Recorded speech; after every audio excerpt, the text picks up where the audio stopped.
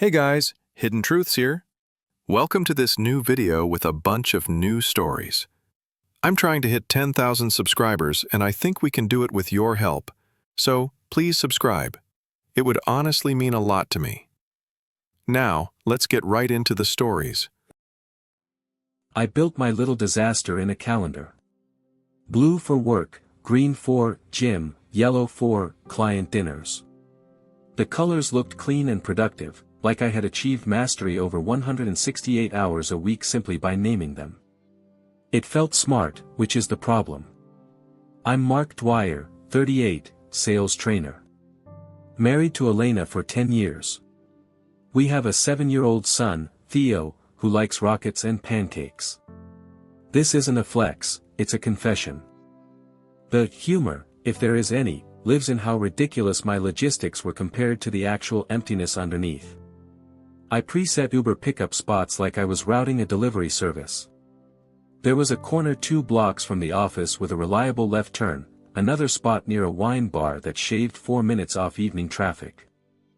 In my trunk I kept duplicate hoodies, one gray, one navy, both size L, so I could show up to the gym or a coffee shop not smelling like I'd been somewhere else 30 minutes earlier. I saved 3 coffee orders in the app: oat milk cappuccino for Cass, flat white for Ruby, iced Americano with 1 pump vanilla for Noel. I never had to ask. I told myself that was thoughtful. It was choreography. Cass was first. We were co-workers. It started as post-work debriefs about client objections and new modules. She laughed at my dumb sales role-play jokes. I admired how she stood her ground with senior clients who talked in circles. One night turned into 2, then a standing debrief every other week. We never said we were doing anything more. We just knew when a meeting ran long we'd grab a bite and compare notes. Ruby was next, a neighbor I kept seeing at the gym, where she ran on the treadmill with the kind of focus I pretend to have in Q4. Our banter started with sneakers and playlists and turned into long hallway conversations when we ran into each other by the mailboxes. "You ever do the incline on 8, she asked once, and I heard myself say, "Only if there's good company." I hated the line as soon as it was out. She smiled anyway. Noelle came through a client team. She was a freelance designer who made our painfully beige slide decks look like something a human would watch past minute 6. We stayed late on a few nights to beat a deadline. The energy was creative, caffeinated. She joked that a brainstorm needs wine, and I didn't disagree. Meetings turned into walk and talk, which turned into quick wine, which turned into calendar blocks labeled client prep. I told myself it was chemistry for the work. It was chemistry, period. My system, if you could call it that, ran on micro-lies and workarounds. I had 2 Notes app documents, one called Sprints that actually had project outlines, and one called Sprints 2 that listed which coffee shop had the least chance of us being seen. I used Venmo with captions like Plant Sitter Herb and Book Club Snacks to cover dinner splits. I told Elena I was lifting more, which accounted for the extra hour after work. I told myself I was just taking a few wins, in a stretch where everything else felt heavy: budget cuts, delayed bonuses, the never-ending laundry that somehow multiplies when your child turns 7. I wasn't bragging. I was hiding. There's a difference, but it blurs when your shortcuts start to feel like skills. The balancing act looked impressive on a screen. Tuesday nights were usually my green and yellow nights: gym to client dinner, home by 10:15, kiss Theo's sleeping head, slide into bed next to Elena and tell her the training rollout went well. I'd earnestly ask about her day. She's a program coordinator who keeps entire departments from falling apart with polite emails, and she'd give me the summary while folding a small mountain of tiny socks. Then came the Tuesday.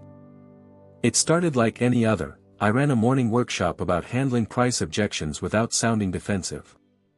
At lunch, I texted Cass a meme about the one prospect who insists on circling back next quarter. At 2 p.m., Noelle sent a rooftop photo, new bar opening near the client site, with the caption, 6 o'clock. Compare notes. At 3:30, Ruby said, the gym's a zoo after 7. Quick stretch at 7:15. Same block, different door.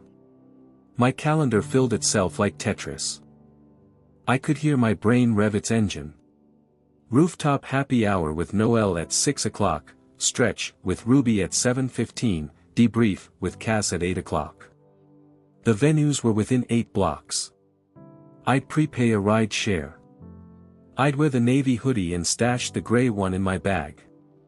I'd order a water, between drinks, because in my mind hydration counted as morality. I'd offer the same compliment phrased 3 different ways so it didn't sound reheated. I'd make it work. At 5:40, my phone lit up with 3 overlapping calendar reminders. Client prep, N. Gym, R. Debrief, C. The buzz stacked into a little chorus. I swiped them away like a pro, pride warming the part of my brain that confuses scheduling with integrity. I opened maps and looked at the walking routes. One corner had a bar that used to be a bank, another had a bodega that sells those mango pops Theo loves. I felt like I'd planned a heist where the loot was attention. I told myself I was optimizing. I told myself a lot of things. I put on the navy hoodie, checked the mirror, and slid my wallet into my back pocket, not noticing the photo booth strip tucked inside.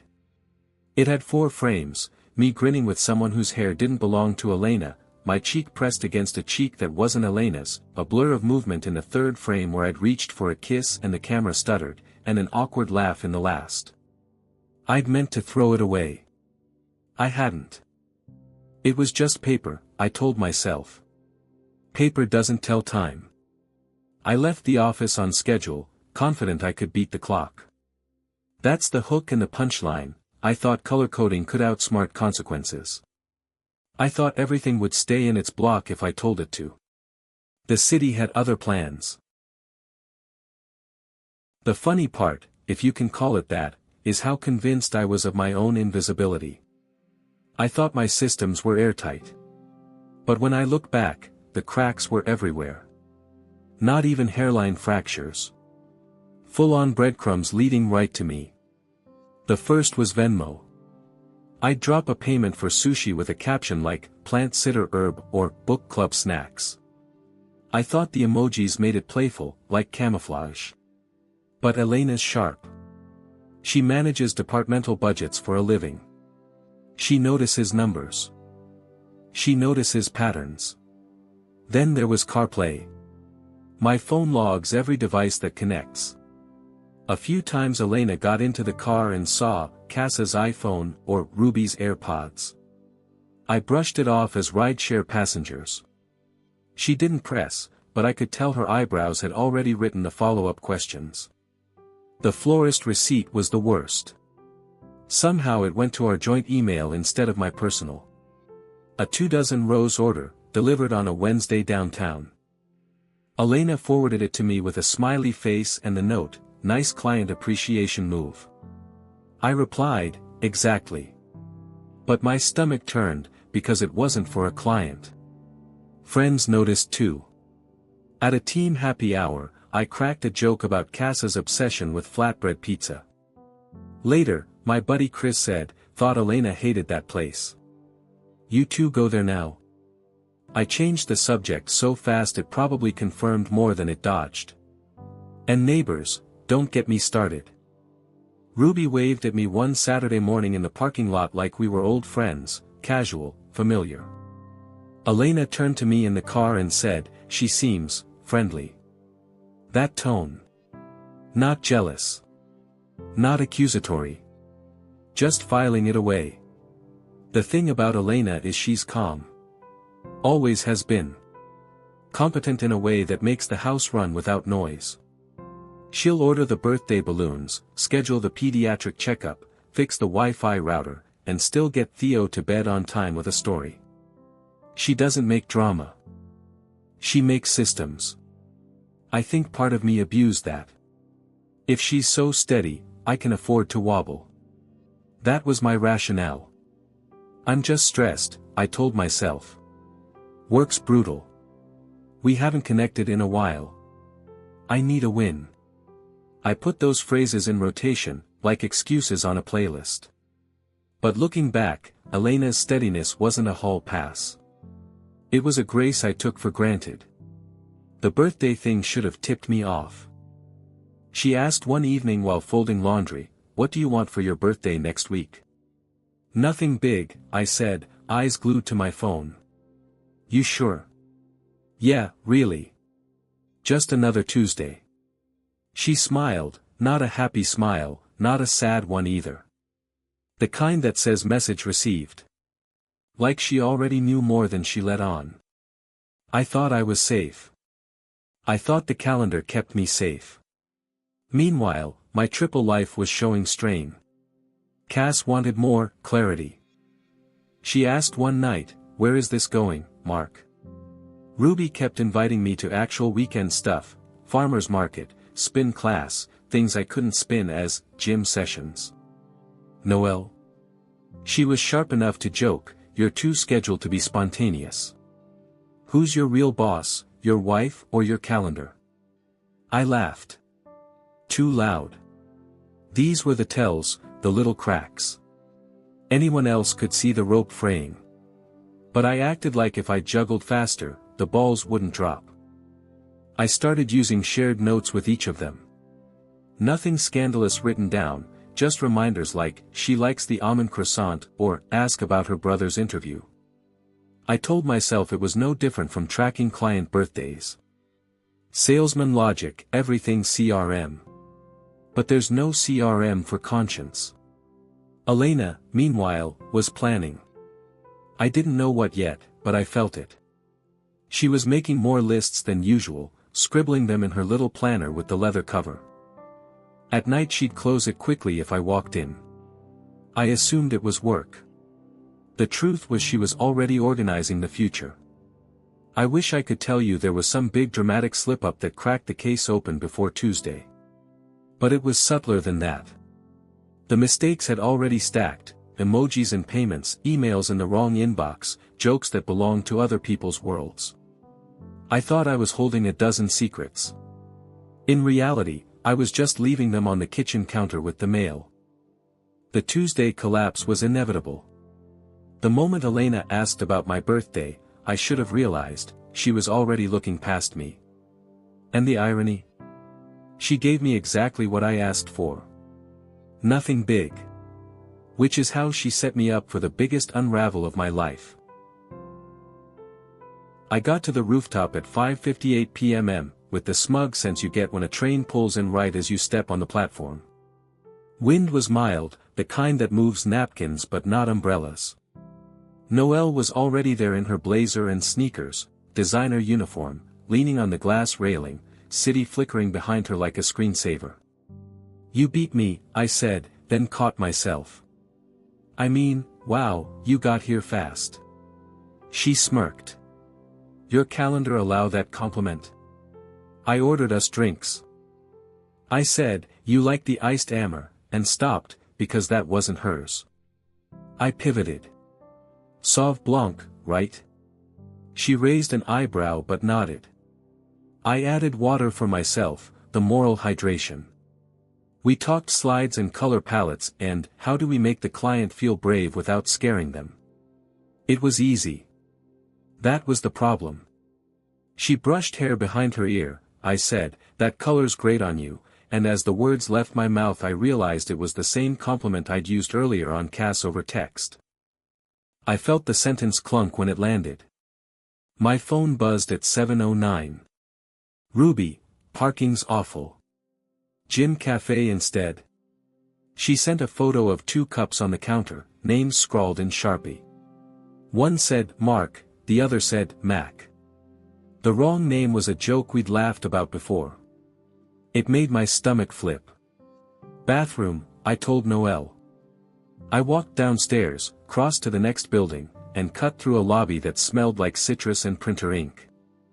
The gym cafe had track lighting and college kids in leggings doing homework.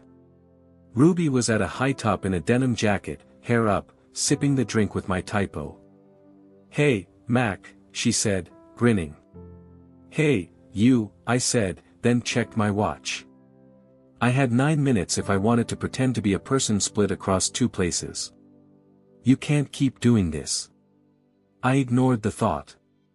I've got a funny one for you, she said. Remember that guy who thinks warming up is optional? Saw him nearly faceplant. We laughed. I told her she looked strong.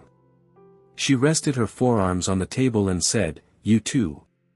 It should have felt nice. It felt like standing on ball bearings. My phone buzzed at 7:18. Cass, running 5 late. Should I meet you at the bank bar? She meant the place that used to be a vault. I replied, perfect, because it was 2 blocks. I told Ruby I had to swing by to grab something from a coworker. As I slid off the stool, the cafe manager called, "Sir, your jacket."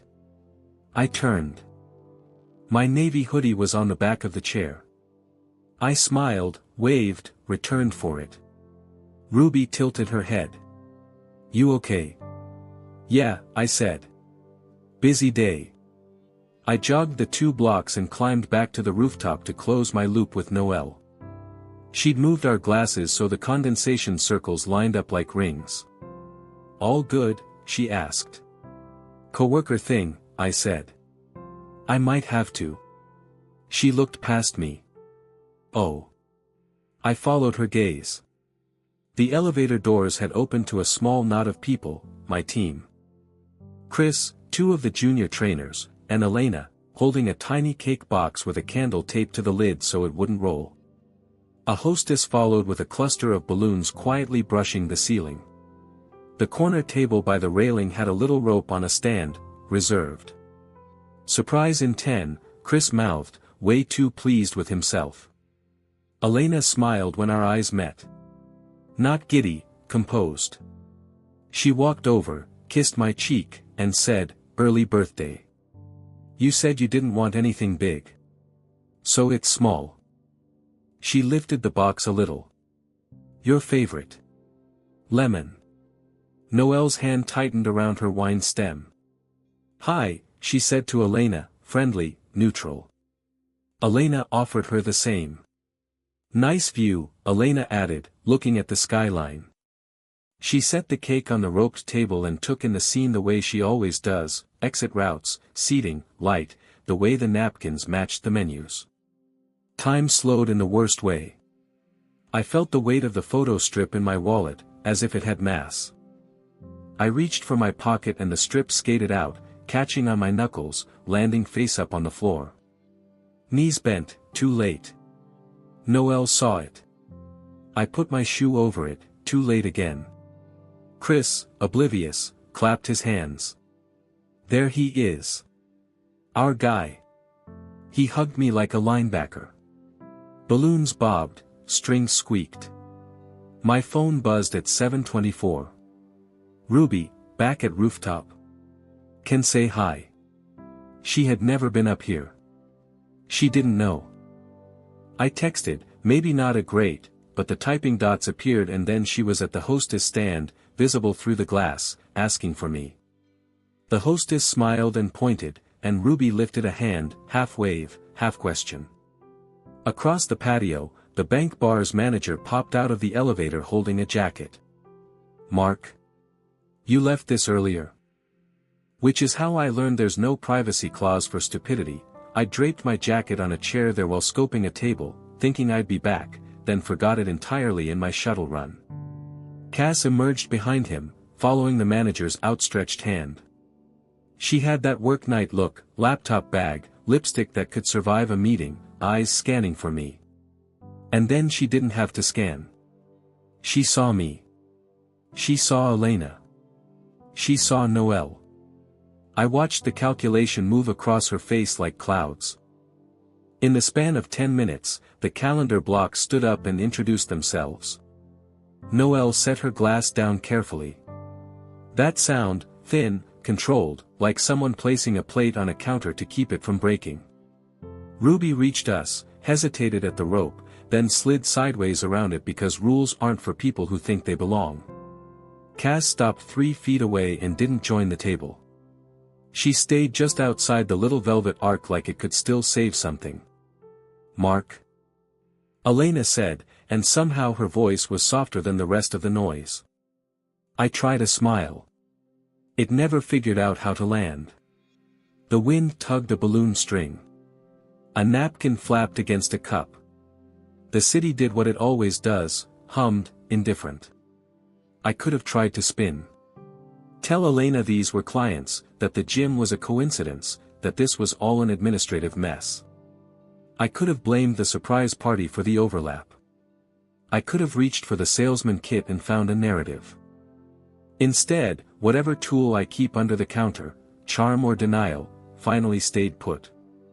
"It's all true," I said to Elena, quietly. "There's a sound a room makes when air leaves it. Not a gasp, not a shatter. More like a tire finding a nail on a long, hot road. You hear the trouble before the wheel feels it." Elena nodded once.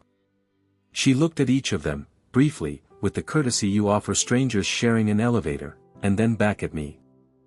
"We're going to go," she said to the group, meaning my team, not the 3 women orbiting me.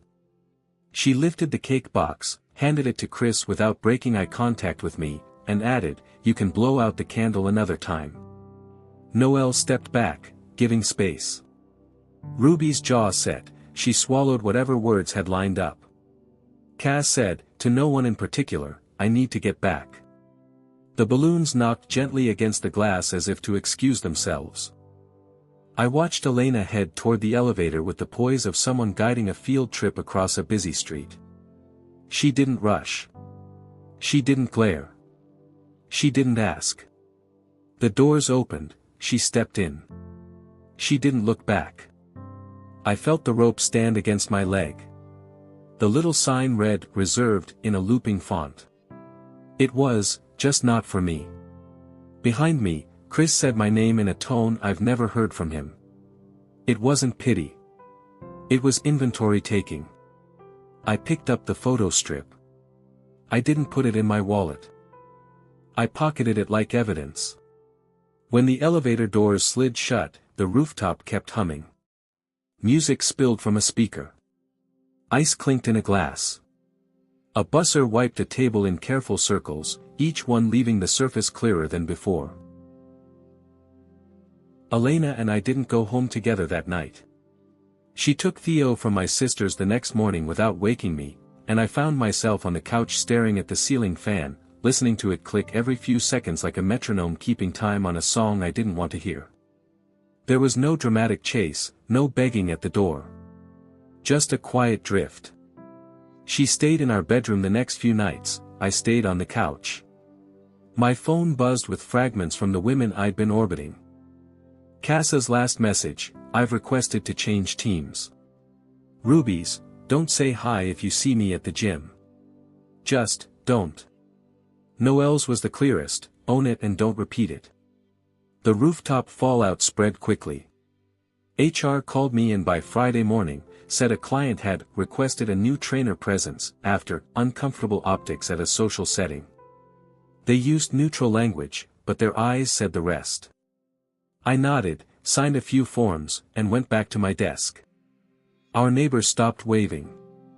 Chris didn't sit near me at the next staff meeting. People don't always need the full story, they fill the blanks with their own pen. And most of the time, they're not wrong. Elena and I had the talk no one dreams of having, mediation. We sat across from each other in a bland office with beige walls and a box of tissues centered like decor. We made a parenting plan. Theo would stay with me on school nights, my commute was shorter. Elena would have weekends, alternating holidays. Summers would be split in halves. Birthdays, both parents present unless one of us chose otherwise. Drop-offs through a group text. No side conversations. Simple, adult. It wasn't bitter. It wasn't warm either. It was, structured. When the mediator asked about finances, Elena already had a spreadsheet. I respected that. She laid out expenses, daycare, insurance, rent, food. She didn't inflate or cut corners. Just facts. I contributed what I could, kept my extra hours doing freelance training modules. The green and yellow calendar blocks, gym and client dinners, disappeared. Now it was blue only, work, and a few new gray ones for pickup or Theo bedtime. At first I thought humor would save me. I almost joked with Elena about accidentally triple booking. But the words stuck in my throat. Jokes had been my camouflage, not my cure. Instead, I leaned into small rituals. Theo and I started making Saturday waffles. He liked to stir the batter, spill flour, lick the spoon. I let him. We turned school pickups into tiny adventures, library trips, grocery store races, the occasional surprise slushie. Elena and I coordinated like colleagues. Clear, functional. Not cold. Just, professional. If Theo mentioned something funny he'd done with her, I smiled and asked him to tell me more. She did the same when he mentioned me. We weren't pretending. We were parenting. The hardest part wasn't losing the affairs. It was realizing how little they mattered compared to what I'd risked. Cass moved departments. I never saw her again except once in the elevator. She looked through me like I was just air. Ruby switched gyms. No accidental mailroom banter anymore. Noelle. She sent one last email, work only, polite, no sign of what had been. 3 overlapping stories ended in silence. The story that remained was Elena's. Not marriage, maybe not love anymore, but partnership in the truest sense. We had a kid. That's a forever calendar entry. One night after Theo was asleep, I sat at the kitchen table with my old photo strip in front of me. The 4 frames looked cheap now, printed joy that had already faded around the edges. I thought about burning it, but that felt theatrical. Instead, I slipped it into a drawer with old receipts. Let it decay naturally, the way most paper does when no one bothers to keep it. I deleted the duplicate hoodies from my trunk, unsubscribed from the florist's mailing list, wiped the shared notes. I left one note intact, Theo's allergy list for school. That was the only reminder that mattered. I'd like to tell you that Elena forgave me, or that we reconciled, but the truth is more ordinary. We became good at drop-offs. We became steady in public. We became the kind of parents who can stand side by side at a school play without tightening the air around us.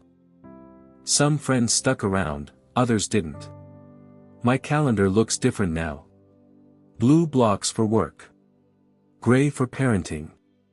Occasionally, a soft yellow for movie night with Theo. No more camouflage colors. I used to think juggling was skill. That if you kept everything in the air, you were talented. But all I was really doing was dropping the one thing that mattered while showing off with the rest.